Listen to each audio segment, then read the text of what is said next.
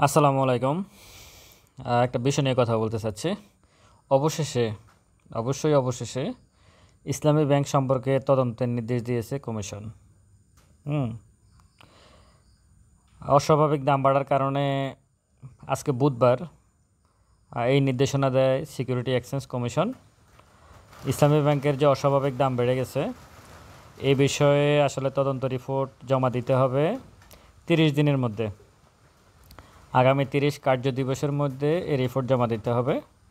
কারণ কমিশন মনে করে ইসলামী ব্যাংকের এই যে শেয়ার লেনদেন হলো এটাতে কারসাজির একটা বিষয় জড়িত থাকতে পারে।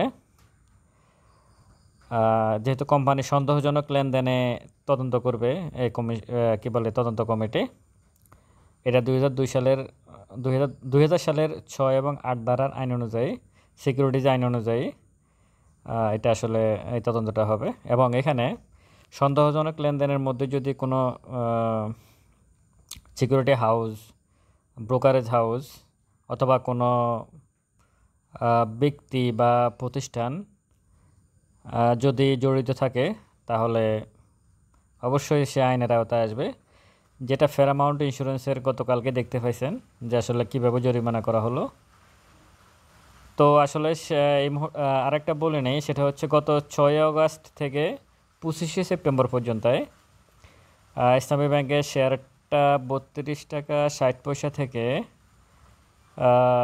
32 টাকা 60 পয়সা থেকে এসে 70 টাকা 40 পয়সা পর্যন্ত বাড়ছে। এটা 115% বৃদ্ধি পাইছে কয়েকদিনে। 6 আগস্ট থেকে 25 সেপ্টেম্বর পর্যন্ত 115% বৃদ্ধি পেয়েছে ইসলামী ব্যাংকের শেয়ার দর। গত কয়েকদিন থেকে মার্কেট প্লাস করার পিছনে এর ভূমিকা অনেক বেশি ছিল। যেমন আজকেও শেয়ারটা হল্টেড অবস্থায় আছে। তো যেহেতু কমিশন, সবচেয়ে বড় কথা হচ্ছে নিউজের লাইনে একটা কথা লেখা ছিল, কমিশন মনে করে এই শেয়ারটাতে অস্বাভাবিক যে লেনদেন হয়েছে এখানে কারসাজি হয়েছে বলে কমিশন মনে করে। এই কারণে তদন্তের নির্দেশ দেওয়া হয়েছে। সুতরাং আগামীকালকের জন্য ইসলামী ব্যাংক যারা হোল্ড করে আছেন তারা মনে হয় একটু চিন্তাভাবনার সুযোগ আছে।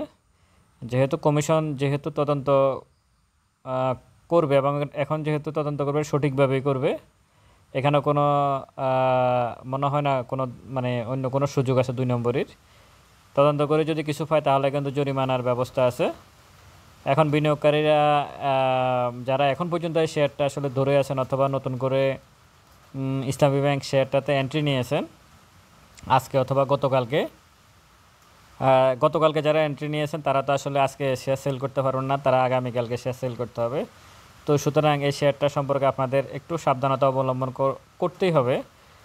কারণ এটা অস্বাভাবিক দাম বৃদ্ধিটা বোঝাই যায়। 10% ক্যাশ ডিভিডেন্ড দিয়ে তার দাম এখন 70 টাকা 40 পয়সা। এটা তো হতে পারে না, তাহলে অন্য শেয়ারগুলো কী দোষ করছে? তো সুতরাং আপনারা একটু সাবধানতা অবলম্বন করবেন।